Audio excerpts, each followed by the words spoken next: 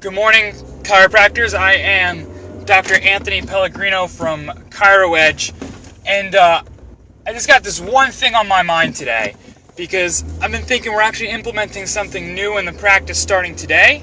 Well, not necessarily new for us, we're just changing it up a little bit. And I think that if just the people who watch this video, just a couple hundred people who watch this video, do this one thing, starting today in their practice, the profession is going to look completely different in about 12 months. Now, I want each of you guys to just pick the one thing that you, beyond all matter of a doubt, know this is my thing. This is what I'm an expert in. Okay, it could be autism, it could be ADHD, and I mean, throw out the neck pain and the back pain. There's stuff that's supported that. I don't really care about that. It could be ADHD, it could be autism, it could be anxiety, it could be depression, and I'm telling you, whatever that one thing is that you see in your practice and you're just like, wow, this is just, it's like time after time after time. I mean, for me, I'm at the point with anxiety and depression that I actually just ask those questions on a reevaluation, and I know that they're going to change, right? Each of us has that one thing. And just Google depression inventory, ADHD inventory, autism inventory, anxiety inventory. There will probably be a one-page, peer-reviewed, 10 to 20 question questionnaire that you can just train your team that when this person circles this on their intake form, that they're going to give them that form. They're going to give them that sheet. So for us, what I've been seeing so often is, like I said, anxiety and depression. We just expect to see a change. Now, we don't treat anything in particular, so we don't tell anyone we're going to treat your anxiety or depression. But we just know that when we improve the neurology, when we improve the function of the nerve system, we allow the body to be better able to adapt. And what is anxiety other than an inability to adapt to physical, chemical, emotional stresses, which is the subluxation?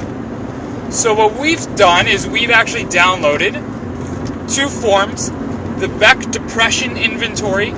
You can get it for free if you just Google it, and the Beck Anxiety Inventory. And I'm training my team starting today that any time on an intake form, we give everybody a tour of the office. So our team always looks at the form before they do that.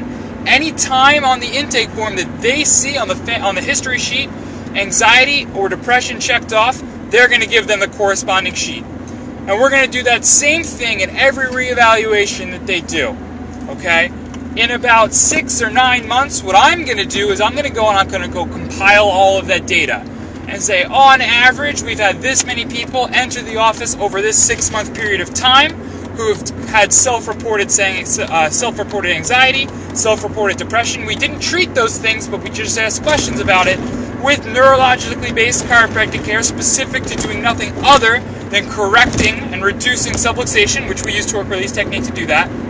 We were able to see X percentage of change in the Beck Depression Inventory and Beck Anxiety Inventory. Now, this is not the highest, 100% the highest level of research, right? It's not a double-blind randomized control trial. It doesn't prove anything. What it will do is help make things easier for the amazing people in our profession like Joel Alcantara, who is just the man, the myth, the legend when it comes to research, publishing things non-stop with the ICPA. People like Matt McCoy, people like Christopher Kent. It gives them the ammo that they need in order to be able to get things like grants so that we can, obviously not compete with big pharma spending, if you know what I mean, but we can still get the money that we need to do the RCTs, to do the DBRCTs, to validate what we do outside of neck pain, outside of back pain, and change the scope of healthcare, change the scope of the chiropractic profession over the next 12 months. So what I want you to do today is pick that one thing. That one thing. Find an inventory. If you can't find it, shoot us a message, post it in the comments below. I will help you find it. I will send it to you. If you don't want to write the paper, hell, I'll tell you what. Email it to us. Email us your data. I'll write the freaking paper, and I'll list you as a co-author so you can go out to your community and tell everybody that you're a published researcher. That's what I'll do. That's how committed I am to changing our profession. All right? Maybe it's because I've been listening to the Hamilton soundtrack for a week. I'm pretty fired up.